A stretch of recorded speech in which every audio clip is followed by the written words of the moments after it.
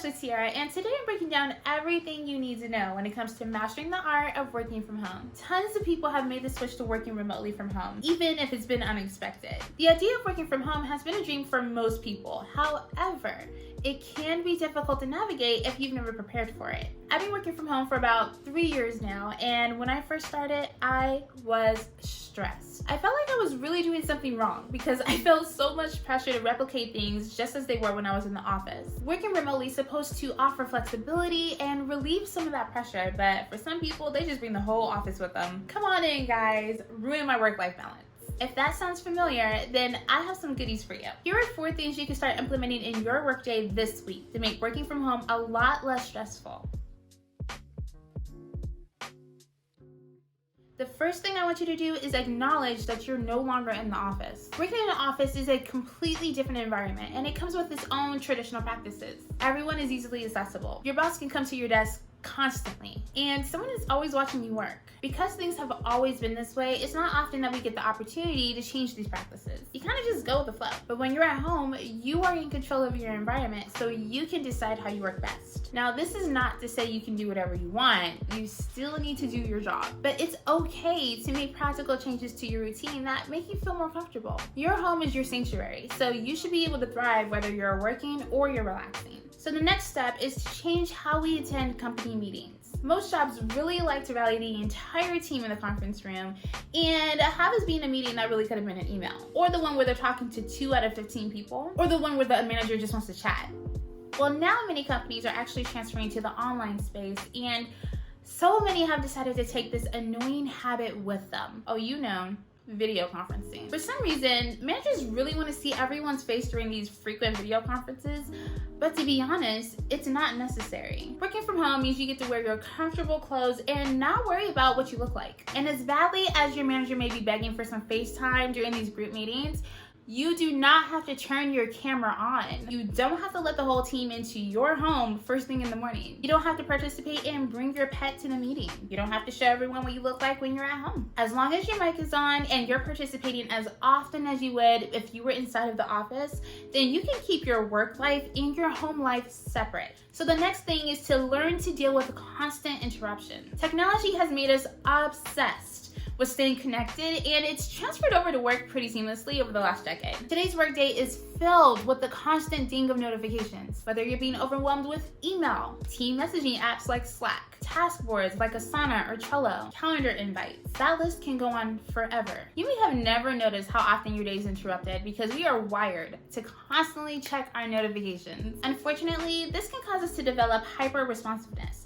where we feel the need to answer every single notification as it comes in. We treat everything like it's the most important thing in the world, and this prevents us from entering into a flow state with our work. A flow state of mind is when you're fully immersed into what you're doing. That means you're completely focused on your task, you're in the zone, and you're getting those creative juices flowing. But constantly taking your attention from one thing to another pulls you out of your flow state. Now, we can't stop people from constantly wanting our attention at work, but you can determine when you're going to give it. So there are 2 steps to this process.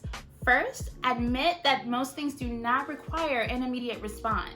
Everyone is constantly being sent things throughout the day just like you, so it's okay to take your time in answering. Now, the second step is to create batches for addressing specific tasks. So for example, I'll answer all of my email at 1 hour during the morning, where I leave the mail app open and I'm giving all of my attention to anyone who comes to my inbox, and then I'll leave it open for 1 hour in the evening. During the batch time, you are pouring your energy into giving those tasks all of your attention. It also puts less pressure on when you do something and more focus on what you're actually doing. So the next thing is learning how to work with a micromanager. If you've ever had a micromanager before, then you know the feeling and having them right here trying to tell you exactly how to do every little thing. Now, compared to working in the office where they can be breathing down your neck, working from home does give you a bit of distance away from their eye, but they still find some way to constantly need to talk to you. So over my years of working from home, I've finally learned a trick to minimize that contact and actually get stuff done. You have to be proactive and communicating effectively. In my experience, micromanagers like to give just enough detail so that they always have something to check on. But when you're working from home and batching your tasks, that method is not going to work well for you. So instead, when a manager presents a new project,